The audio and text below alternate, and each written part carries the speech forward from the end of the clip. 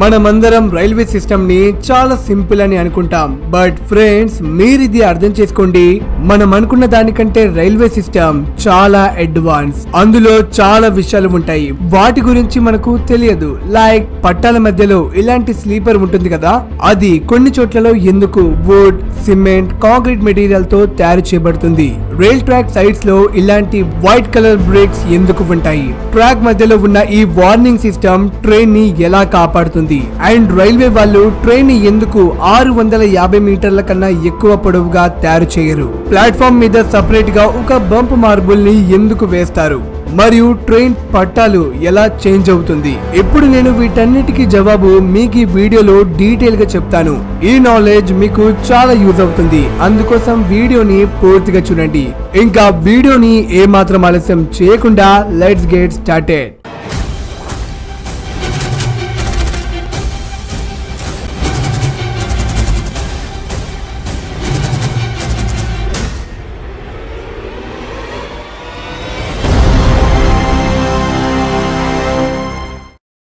Number 1, types of ballast. ఈ iron తో తయారు చేయబడిన ట్రాక్ ని రైల్ అని అంటారు. దీని మీద నడిచే బండిని రైలు బండి అని అంటారు. దీన్ని ఇలాగే కింద పెడితే ఇవి భూమిలోకి వెళ్లిపోతాయి, అందుకనే వీటి కింద స్లీపర్స్ ని పెడతారు. ముందు రోజుల్లో స్లీపర్స్ వుడ్ తో తయారు చేసేవారు, కానీ వాన పడడం వల్ల వుడ్ వీక్ అయిపోయేది. అందుకని తర్వాత సిమెంట్ తో తయారు చేయబడిన స్లీపర్స్ ని పెట్టారు. రైల్ అండ్ స్లీపర్ కి మధ్య అటాచ్మెంట్ కోసం ఇక్కడ క్లిప్ ని పెడతారు. అండ్ మీరందరూ అబ్జర్వ్ చేసి ఉంటారు, రైల్ ట్రాక్ సైడ్ లో పెద్ద పెద్ద రాళ్లు ఉంటాయి. ఈ రాళ్ళని మనం బెల్లాస్ట్ అని అంటాం. దీని వల్ల 3 ఉపయోగాలు ఉన్నాయి. స్లీపర్స్ అటు ఇటు కదలవు, దీని వల్ల వర్షం పడినప్పుడు మట్టి కిందకు జారదు, అండ్ కింద నుంచి గడ్డి మొక్కలు పెరగవు. కానీ బెలాస్ట్ లో ట్రైన్ ప్రెజర్ వల్ల లోపల పగుళ్లు వస్తాయి, దానితో దీన్ని మెయింటెనెన్స్ వాళ్ళు ఎప్పుడు చెక్ చేస్తూ ఉండాలి. కానీ మీరు వీటి మీద 200 కిలోమీటర్ల కన్నా ఎక్కువ స్పీడ్ తో ట్రైన్ ని తోలకూడదు, లేకపోతే ఇవి ట్రైన్ ప్రెజర్ కి జరిగిపోతాయి. దానితో ట్రైన్ పట్టాలు తప్పి బయటకు పడిపోతుంది.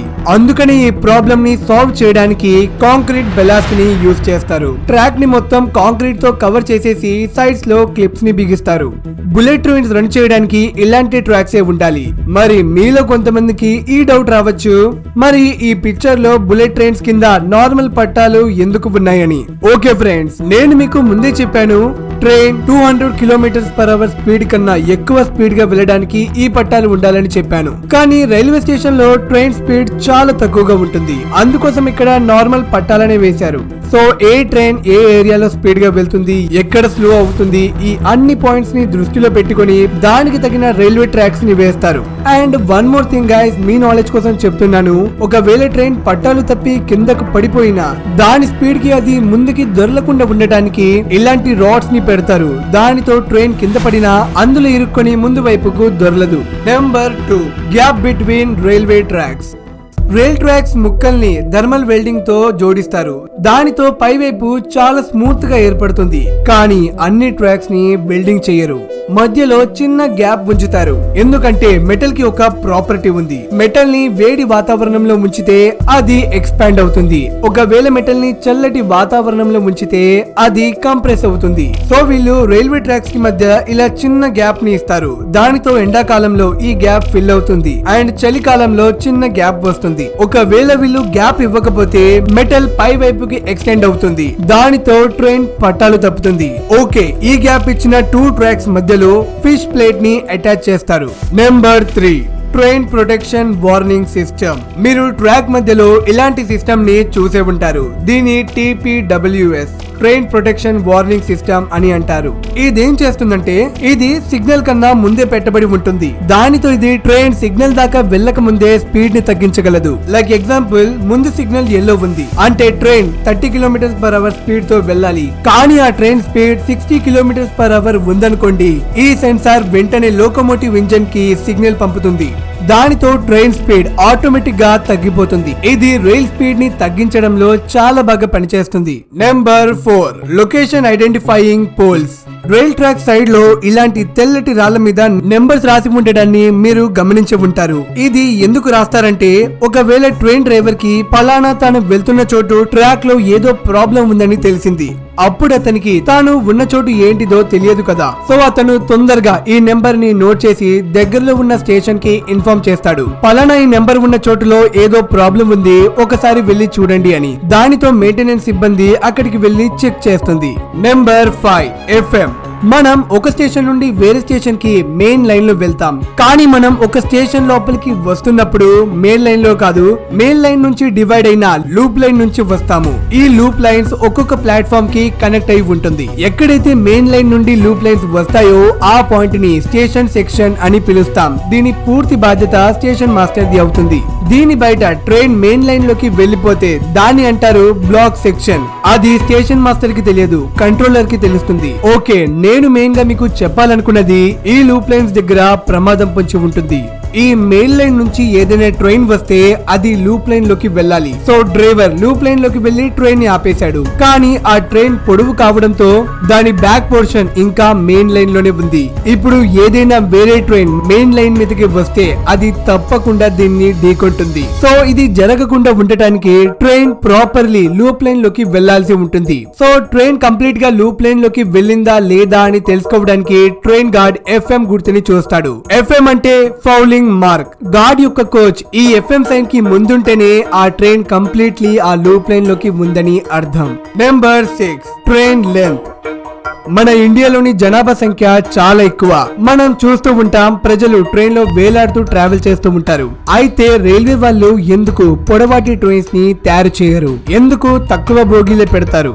గూడ్స్ బండిలో ఎక్కువ బోగీలు ఉంటాయి, అదే ట్రావెలింగ్ ట్రైన్స్ లో తక్కువ బోగీలు ఉంటాయని మనం అనుకుంటాం. కానీ అసలు ఇలా కాదు ఫ్రెండ్స్. బోగీల యొక్క సంఖ్య లూప్ లైన్ మీద డిపెండ్ అవుతుంది. ట్రైన్ స్టేషన్ లో మెయిన్ లైన్ ని వదిలేసి లూప్ లైన్ లో నిలబడుతుంది. సో ఇండియాలో లూప్ లైన్ ఉండాల్సిన సైజ్ వచ్చేసి 650 మీటర్లు. అంటే ఏ ట్రైన్ అయినా కూడా 650 మీటర్ల కన్నా ఎక్కువ పొడవు ఉండకూడదు. ఇప్పుడు నేను మీకు చెప్తాను ట్రైన్ బోగీల సంఖ్య ఎలా డివైడ్ అవుతుందో అని. LHB ట్రైన్ యొక్క ఒక కోచ్ లెంత్ వచ్చేసి 24 మీటర్లు ఉంటుంది. సో ఈ 650 మీటర్ల లూప్ లైన్ లోపలే బండి సరిపోయేటట్లు LHB లో 23 బోగీలు పెడతారు. So 24 metres into 23 coaches is equals to 552 metres. ఏదైతే 650 మీటర్ల లూప్ లైన్ లెంత్ కంటే కొంచెం తక్కువ. ICF ట్రైన్ కోచ్ లెంత్ వచ్చేసి 22 మీటర్లు అండ్ అందులో టోటల్ 25 బోగీలు ఉంటాయి. అంటే టోటల్ ట్రైన్ లెంత్ దాదాపు 550 మీటర్లు.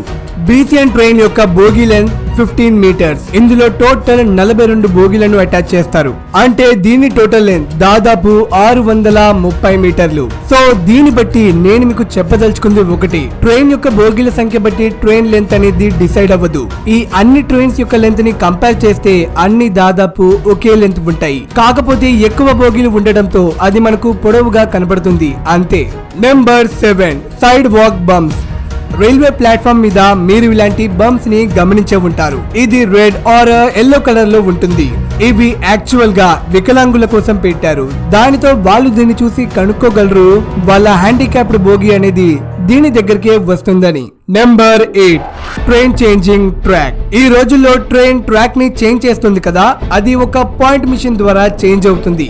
ఈ పాయింట్ ఇక్కడున్న ట్రాక్ ని అటు ఇటు జరుపుతుంది. మీరు ఇది అర్థం చేసుకోండి, ట్రైన్ వీల్స్ ట్రాక్ ని లోపలి వైపు పట్టుకుంటాయి. 2 సైడ్స్ కాదు, ఓన్లీ 1 సైడ్ లోపలి వైపు మీరు ఈ ఇమేజ్ లో చూడగలరు. సో ట్రాక్ ఇటు వెళ్తే ట్రైన్ అటే వెళ్తుంది, అందుకనే ట్రైన్ కి స్టీరింగ్ ఉండదు. మీరు ఈ వీడియోలో క్లియర్ గా గమనించగలరు, ఈ స్విచ్ పాయింట్ ఈ సైడ్ ఉంది. సో ట్రైన్ ఇక్కడికి రాగానే దీన్ని పట్టుకొని ఈ సైడ్ కి వెళ్తుంది, ఈ సైడ్ కి వెళ్ళదు. ఎందుకంటే అక్కడ ట్రాక్ కి స్విచ్ పాయింట్ అటాచ్ అయ్యి లేదు కదా. ఎప్పుడైతే ఇది మారిందో ఈ సైడ్ పట్టుకొని ఈ డైరెక్షన్ లో వెళ్ళిపోతాయి. బట్ మీరు ఈ 2 కేసెస్ లో బాగా అబ్జర్వ్ చేసి ఉంటే ట్రైన్ యొక్క వీల్స్ ఈ పాయింట్ ని తప్పకుండా టచ్ అయ్యే వెళ్తున్నాయి. ఈ కార్నర్ పాయింట్ ని నోస్ ఆర్ ఫ్రాగ్ అని అంటారు. మీకు ఈ వీడియోలో క్లియర్ గా తెలుస్తుంది. మీరు ఒకసారి ఈ వీడియోని కేర్ఫుల్ గా చూడండి, మీకు క్లియర్ గా అర్థమవుతుంది ట్రైన్ ఎలా పట్టాలు చేంజ్ అవుతుందో అని.